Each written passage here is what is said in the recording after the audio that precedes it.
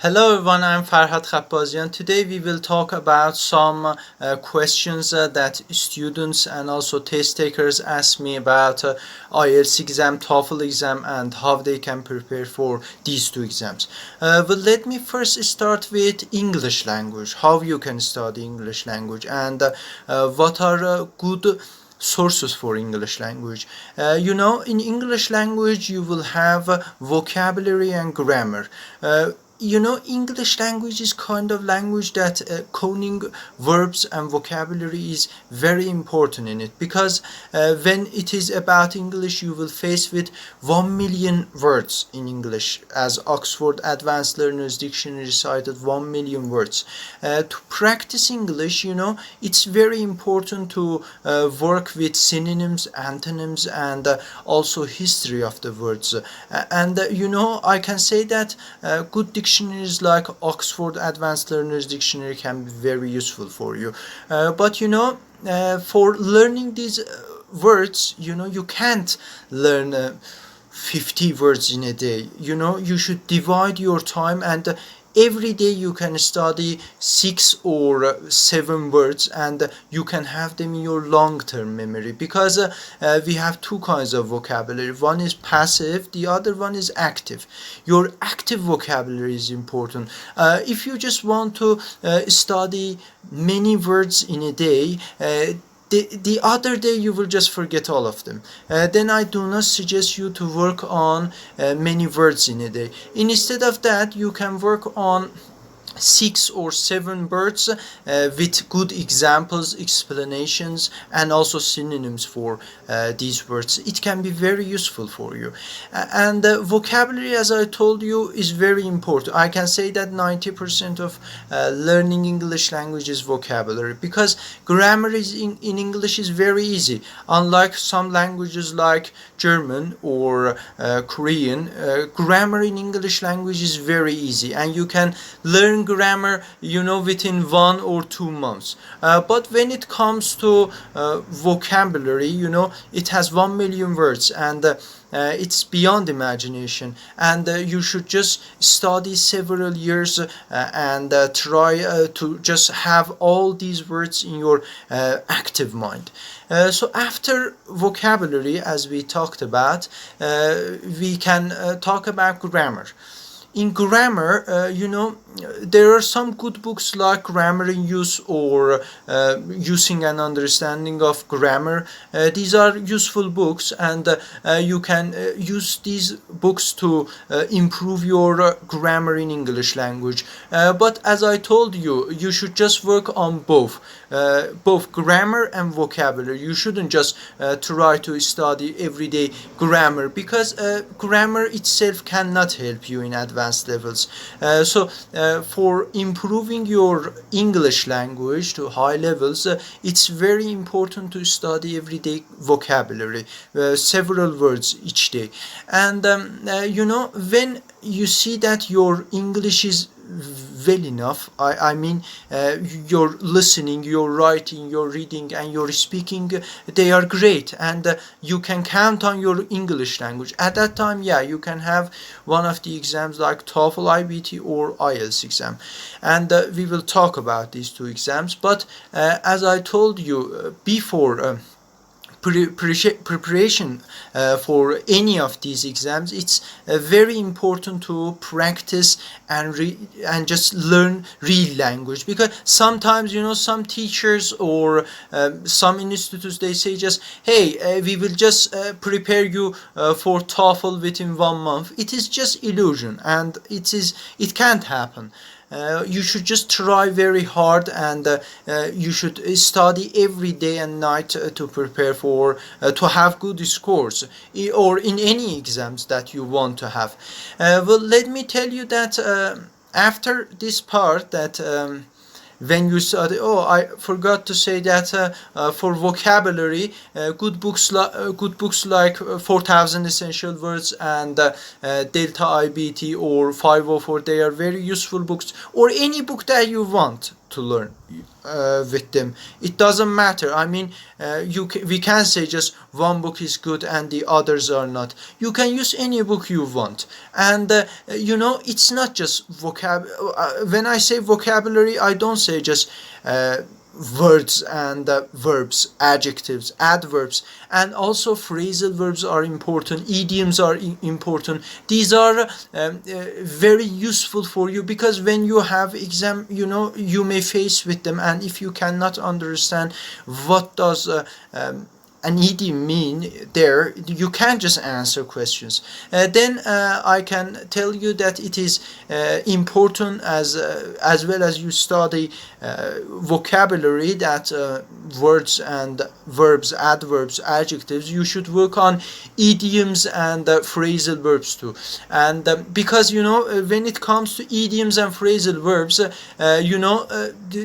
their meaning is different with what you see, and you should just memorize them. As you study words, you should work on these kinds of this part too, these phrases too. And after it, let's go to TOEFL exam first, then we will talk about IELTS. Well, one of the exams that some students and test takers want to have is TOEFL IBT. In TOEFL exam, it's not just based on American language, because American English, it's not that way. Because when we talk about TOEFL exam, let me tell you that it is international. Both IELTS and TOEFL, they are international, and it doesn't matter what is your accent. You should have one accent, but it doesn't matter what accent you have. After this, that when you decide which exam you want to have, in TOEFL exam, it is a bit difficult. It's based on internet. It's IBT, as you know, and it is longer than IELTS, I can say, and we have just one TOEFL exam. I mean, it's just academic exam. We don't have general TOEFL. In academic TOEFL or TOEFL IBT, you will face with just university texts, and in reading part, the texts you will have, they are part of university books, and they are a bit difficult, and all readings and passages, they are all in the same level, they are all hard, and you should just have a great vast vocabulary to answer these reading questions.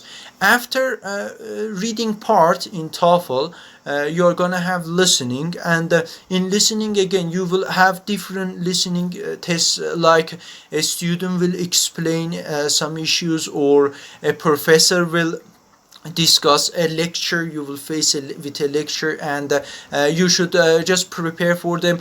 Some questions, in both reading and listening, they are for filling tables and so on. You will face with some questions that they will just try to challenge your mind, that whether you did understand the all parts of the reading and listening or not. Well, after it, you will have 10 minutes break, and then you will have the speaking and writing part in TOEFL IBT. In speaking part, first you will have some questions, one or two questions, that they will just they'll be a free question. I mean, you'll face with a question, and then you will try to explain your ideas and say that what is your idea about it. But after it, there are some other questions in TOEFL for speaking part, that they want to see that whether you can conclude something in English or not. I mean, your deduction is very important. You should just realize, for example, when you just read a passage, then you will listen to an academic course lecture, and you are going to talk about appropriate information that combined with text and the talk. Okay, this is the way you will. And also, before speaking in TOEFL, you will have 15 seconds, and in this time you can outline. Outlining is very important, both in TOEFL and IELTS. Outlining means that you will think, and you will say that, hey, I'm going to talk about these three parts, and at that time you are going to just write down three key points that you will speak about them. And or you, when you read a passage, you will outline it and have important points, you will write them. And when you listen, you will think about key points in listening. And when you talk, you will compare these points with each other. This is the way that you can have good result in the speaking part. And after speaking part, you are going to have writing part. Writing part. In writing part, let me tell you, you will write two essays. First essay will be, you will just read a passage, then you will listen to an academic course lecture, or a professor will talk about it, and it will be kind of opposite point for your reading. And after it, you will write an essay, and you will combine appropriate information from the text and talk, that how they related to each other, and what was the points. You will compare them. You should know how to compare. Some good books like Paragraph Development can be very useful for essay writing. There are some special techniques for writing essays in English, and you should learn them, like indenting. You should know how to indent your paragraphs, and also you should know about supporting sentences, topic sentences. First you should have topic sentence in first paragraph, and after it, in each paragraph, you will have a main idea, and you will support your main idea with several supporting sentences. And the last paragraph, you will have your conclusion. And after it, you will have one essay, another essay. It is independent essay. It's you will face with a free question, and you are going to explain your ideas about this question. You are not going to just list your personal preferences. Instead of that, you should just divide it. You will have some minutes to just prepare yourself, outline what you are going to write in each paragraph, how you are going to start your paragraph, whether you will have ascending kind or descending kind, because you have two kinds. You should start from the most important points to come to the less important ones, or to start from less importance to come to the greatest points in your essay. Then these points in writing essays is very important. You should practice with different exams, and it can be very useful for you. You should write several essays to be familiar with these topics, and to have good score, and also finish your test on time, because you won't have much time for finishing your essays. When time is up, you can't continue to write anymore. I can say that some books like Delta IBT, Longman IBT, these are good books, and you can just work on them. You can just have some TOEFL exams, that some questions that they were seen during TOEFL exams, and you can work on them. You can practice with them. It can be very fruitful for you. And this was about IELTS. TOEFL, and now we are going to talk about IELTS exam. Unlike TOEFL, IELTS exam has two kinds. One is general, and the other one is academic. In academic, as TOEFL, you will have some readings that they are related to academic readings and texts and passages. But let me tell you, in IELTS exam, listening and speaking is the same for both general IELTS and academic IELTS. Then listening exam and speaking exam is the same for both. But reading is different. In general IELTS exam, readings are easier. You will have simple readings, and in first part there will be 4 parts. Then it will be a bit difficult, and it will be easier, than academic IELTS reading part.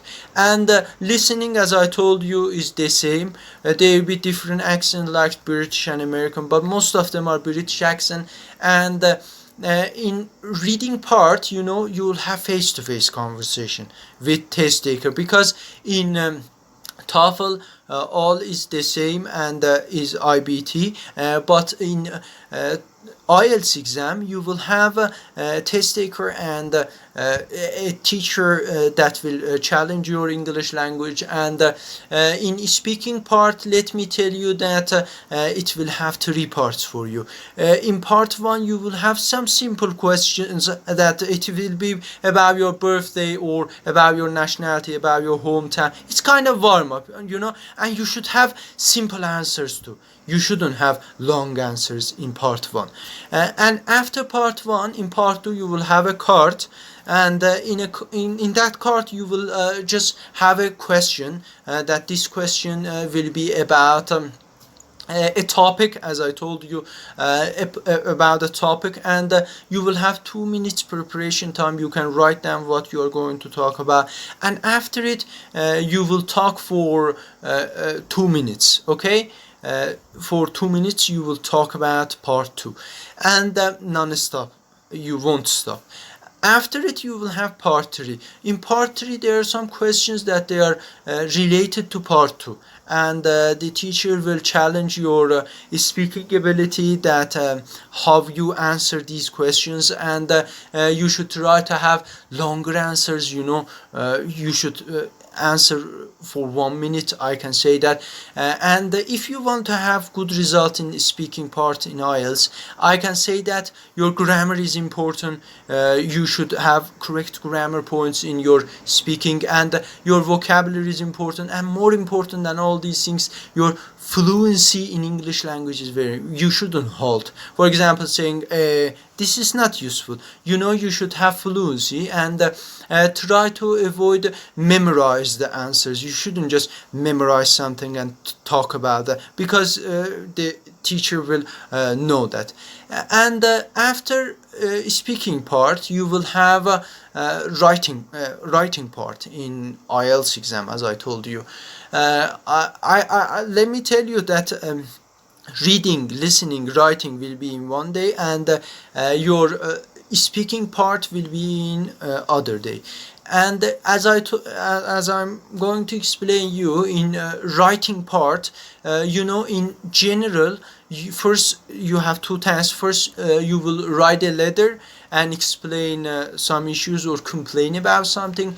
Then you will have an essay, independent essay. You will write about an opinion, a free topic, and you will just try to explain your opinion there.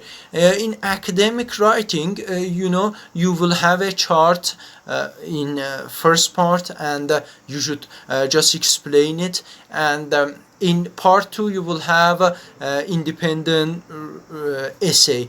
Then part 2 in general IELTS and academic IELTS, they are the same. Well, let me tell you that for IELTS there are some good books like Cambridge IELTS that you can work on previous IELTS tests, and it can be useful for you. But let me tell you, it doesn't matter which test you want to have. If you want to learn English in well advanced levels, every day you should practice. You should have face-to-face conversation with your friends. If you don't have any, you can have self-conversation. You can just ask some questions and then try to answer these questions. Record your voice and listen to your voice. See what mistakes you had in your speaking, and this is the best way to improve your speaking. And for listening, I can say that watching documentaries or listening to podcasts, there are many ways you can improve your listening. You should listen. Every day you should listen. And for reading and writing too, you should write a lot, and also you should read just many books, novels, and so on. Well, let me tell you that, as I told you, for improving your English language in well advanced levels, you should just practice. I mean, you just for band 9 in IELTS exam, you should know English as well as your mother tongue, or for high score in TOEFL too. Then let me tell you that in IELTS exam, it has 9 bands, 0 plus 9. You know, band 0 means that you are non-user, and band 9 means that you have fluency in English and you know this language as well as your mother tongue.